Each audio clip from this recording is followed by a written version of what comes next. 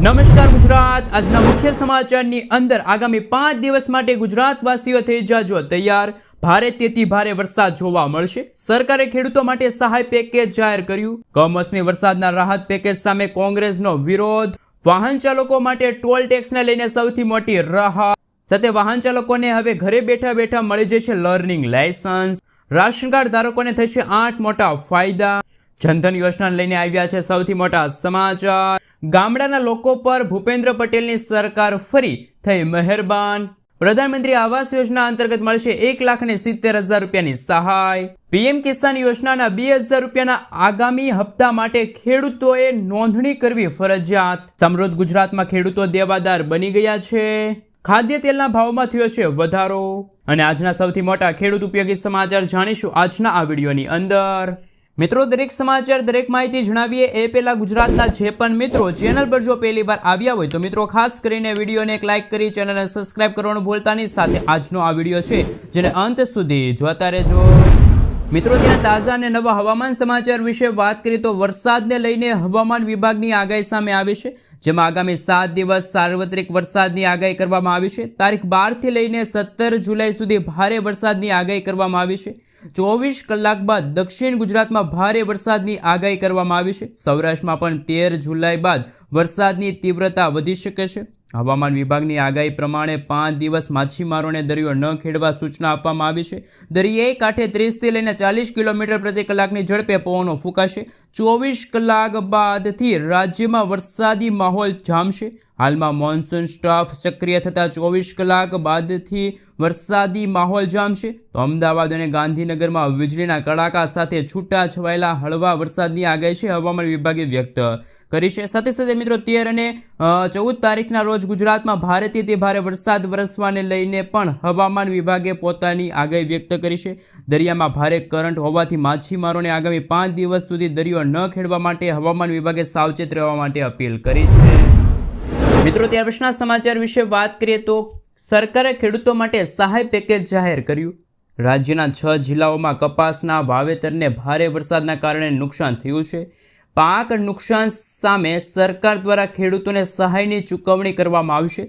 સરકારના નિયમ મુજબ જો પાકને 33% વધુ નુકસાન હશે તો જ સહાય મળશે। 2 હેક્ટરની મર્યાદામાં પ્રતિ હેક્ટર દીઠ 11,000 રૂપિયાની સહાય મળશે। આ માટે 14 જુલાઈથી 6 જિલ્લાના ખેડૂતોએ ઓનલાઈન અરજી કરવાની રહેશે। સાથે સાથે મિત્રો, કમોસમી વરસાદના કારણે રાહત પેકેજ સામે કોંગ્રેસનો વિરોધ યથાવત। ઓક્ટોબર 2024માં કમોસમી વરસાદના કારણે થયેલા નુકસાનને લઈને સરકારે રાહત પેકેજ જાહેર કર્યું છે। અમરેલી, ભાવનગર, રાજકોટ, જામનગર, સુરેન્દ્રનગર જિલ્લા માટે પેકેજ જાહેર કરવામાં આવ્યું છે। આ રાહત પેકેજમાં કિસાન કોંગ્રેસ નેતા પાલભાઈ આંબલિયાએ ભેદભાવ ભરી નીતિઓનો આક્ષેપ કર્યો છે। મગફળીના પાક માટે રાહત પેકેજ જાહેર નથી કરવા મુદ્દે સવાલો ઉઠાવાયા હતા। મિત્રો, આ અંગે અમારી ચેનલ કોઈ પણ પ્રકારની પુષ્ટિ કરતી નથી કે જે પાલભાઈ આંબલિયાએ કહ્યું એ સાચું છે કે પછી ખોટું। મિત્રો, ત્યાર પછીના સમાચાર વિશે વાત કરીએ તો ખેડૂતો માટે આવી ગયા છે ખુશીના સમાચાર। જાણો પીએમ કિસાન સન્માન નિધિ યોજનાનો 20મો હપ્તો ક્યારે આવશે। સાથે 2,000 રૂપિયાના આગામી હપ્તા માટે ખેડૂતોએ કયું કાર્ય છે પૂર્ણ કરવું પડશે તો જ ખેડૂતોને 2,000 રૂપિયા મળશે। તો મિત્રો, એગ્રીસ્ટેક પ્રોજેક્ટ અંતર્ગત ભારત સરકાર અને ગુજરાત સરકારના સંયુક્ત પ્રયાસોથી ફાર્મર રજિસ્ટ્રી હેઠળ ખેડૂતોને આધાર આઈડીની જેમ ફાર્મર આઈડી મળે છે। રાજ્યમાં 15 ઓક્ટોબર 2024થી ખેડૂત નોંધણી શરૂ કરવામાં આવી છે। ભારત સરકારે પીએમ કિસાન યોજનાના ₹2,000ના આગામી હપ્તા માટે ખેડૂત આઈડી કાર્ડની નોંધણી ફરજિયાત કરાવવામાં આવી છે। આગામી 15 જુલાઈ 2025 સુધીમાં ખેડૂતોએ ફાર્મર રજિસ્ટ્રેશન કરવા તાકીદ કરવામાં આવશે। એટલે મિત્રો, જો ખેડૂત મિત્રો 15 જુલાઈ સુધીમાં જો ખેડૂત આઈડી કાર્ડમાં નોંધણી નહીં કરાવે તો ખેડૂતોને આગામી 2,000 રૂપિયાનો 20મો હપ્તો છે એ મળશે નહીં। તો દરેકે દરેક ગુજરાતના ખેડૂત મિત્રો છે એ 15 જુલાઈ પહેલાં ખેડૂતોએ ફાર્મર રજિસ્ટ્રેશન અંતર્ગત પોતાનું નામ છે એ નોંધાવવું ફરજિયાત રહેશે। મિત્રો, ત્યાર પછીના સમાચાર વિશે વાત કરીએ તો પ્રધાનમંત્રી આવાસ યોજનાની સહાયમાં થયો છે વધારો। મિત્રો, ગામડાના લોકોને પોતાનું ઘરનું ઘર મળે એ માટે સરકારે એક મોટો નિર્ણય લીધો છે। ગુજરાતના મુખ્યમંત્રી ભૂપેન્દ્ર પટેલે પ્રધાનમંત્રી આવાસ યોજના ગ્રામીણના લાભાર્થીઓ માટે ખૂબ જ મહત્વનો નિર્ણય લીધો છે. હવે આ યોજના હેઠળ ઘર બનાવવા માટે પહેલાં 1,20,000 રૂપિયા મળતા હતા, એમાં 50,000 રૂપિયાનો વધારો કરવામાં આવ્યો છે. એટલે કે હવે લાભાર્થીઓને કુલ 1,70,000 રૂપિયાની સહાય મળશે. ગામ વિકાસ મંત્રી શ્રી રાઘવજી પટેલે આ નિર્ણયની વિગતો આપતા કહ્યું કે ગામડાઓમાં મકાન બનાવવાનો સામાન જેમ કે રેતી, કપચી, સિમેન્ટ, આ સાથે સ્ટીલના ભાવ ખૂબ જ વધ્યા છે. આ સાથે મિત્રો જો વાત કરવામાં આવે તો આવી બધી મુશ્કેલીઓનો સામનો કરવા માટે રાજ્ય સરકારે એક મોટો નિર્ણય લીધો છે. વર્ષ 2025 અને 26ના બજેટમાં આ રકમની અંદર વધારો કરવામાં આવ્યો. તો મિત્રો આપણે જણાવી દઈએ તો તમને 1,70,000 રૂપિયા છે મળશે મકાન બનાવવા માટે, પરંતુ આ એક સાથે પૈસા નહીં મળે. 4 હપ્તામાં તમને છે એ આ સહાયના પૈસા મળશે. પ્રથમ હપ્તો આવાસ મંજૂર થાય ત્યારે 30,000 રૂપિયા મળશે. બીજો હપ્તો પાયો બને ત્યારે 80,000. ત્રીજો હપ્તો ખાસ મિત્રો છત ભરાય ત્યારે 50,000 રૂપિયા મળશે. અને ચોથો હપ્તો આવાસ પૂરું થાય ત્યારે 10,000 રૂપિયાનો હપ્તો છે મળશે. આ મિત્રો 4 અલગ અલગ હપ્તા થકી પ્રધાનમંત્રી આવાસ ગ્રામીણ હેઠળ જે લાભાર્થીઓ છે તેમને 1,70,000 રૂપિયાની સહાય છે મળવાપાત્ર રહેશે. મિત્રો તે પછીના સમાચાર વિશે વાત કરીએ તો સરકારી યોજનાના રૂપિયા આ લોકોને નહીં મળે. 11 કરોડ જનધન ખાતા થશે બંધ. નાણાં મંત્રાલયે મીડિયા રિપોર્ટ્સના સમાચારને નકારી કાઢતા એક નિવેદન બહાર પાડ્યું છે અને કહ્યું છે કે પ્રધાનમંત્રી જનધન યોજના હેઠળ જે ખાતા ધારકોના ખાતા સક્રિય નથી તેમના ખાતા બંધ કરી દેવા જોઈએ. આ અહેવાલ પછી સરકારે એક નિવેદન બહાર પાડ્યું કે જેમાં કહેવામાં આવ્યું કે સરકારે પીએમ જનધન યોજનાના નિષ્ક્રિય ખાતા ધારકોને બંધ કરવા કોઈ સૂચના આપી નથી. મતલબ કે જો તમે જનધન યોજનામાં ખાતું ખોલાવ્યું છે, ખાતામાં પૈસાની લેવડ દેવડ નથી કરતા તો ખાતું છે બંધ કરી દેવામાં આવશે નહીં. તેના બદલે સરકારે એવું કહ્યું કે સરકાર વધુને વધુ લોકો જનધન યોજનામાં જોડાઈ શકે એ માટે એક ખાસ ઝુંબેશ ચલાવી રહી છે. મિત્રો ત્યાં પછીના સમાચાર વિશે વાત કરીએ તો રાશન કાર્ડ ધારકો માટે આવ્યા છે ખૂબ જ અગત્યના સમાચાર. 8 મોટા ફેરફારો રાશન કાર્ડમાં થયા છે. ભારત સરકાર દ્વારા રાશન કાર્ડ ધારકો માટે નવો મોટો નિર્ણય લેવામાં આવ્યો.